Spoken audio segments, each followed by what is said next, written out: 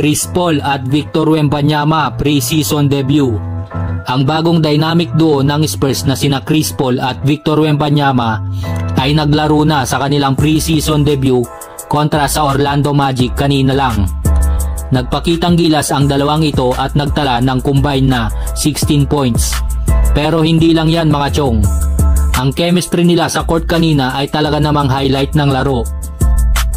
Sa laban kanina, nakita natin ang unang tambalan ni na Chris Paul kasama ang tinaguriang The Alien Victor Wembanyama para sa San Antonio Spurs.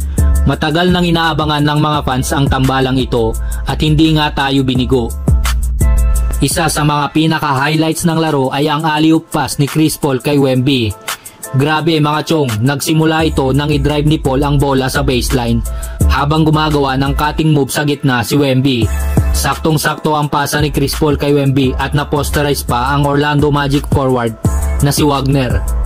Napapatalo ng mga fans sa excitement dahil ito na ang simula ng marami pang plays na inaasahang mangyayari sa nalalapit na regular season. Si Chris Paul, kahit nasa twilight na ng kanyang karir, ay pinapakita ang kanyang veteran presence. Bagamat hindi siya masyadong nag-focus sa scoring, ang playmaking niya ang nagbibigay buhay sa opensa ng Spurs. Ang mga pasa niya kay Wemby ay sobrang smooth at kita mong maganda ang magiging samahan nila sa loob ng court.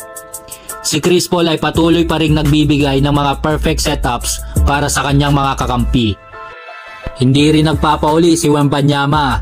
Kahit rookie pa lang siya, pinatunayan na agad niya kung bakit siya ang naging number 1 overall pick. Gumawa siya ng ilang malulupit na blocks at nagpakita ng kanyang basketball IQ sa floor.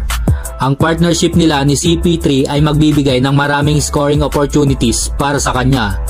Nagtala si Wemby ng ilang puntos mula sa pick and roll plays na orchestrated ni Chris Paul. Bagamat pre-season pa lang, makikita mo na may magandang chemistry na ang dalawa.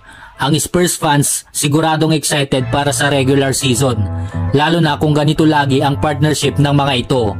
Si Wembanyama kasama ang leadership ni Chris Paul ay siguradong magiging isang dominant force. Nagtapos ang laro sa score na 107-97 pabor sa Spurs.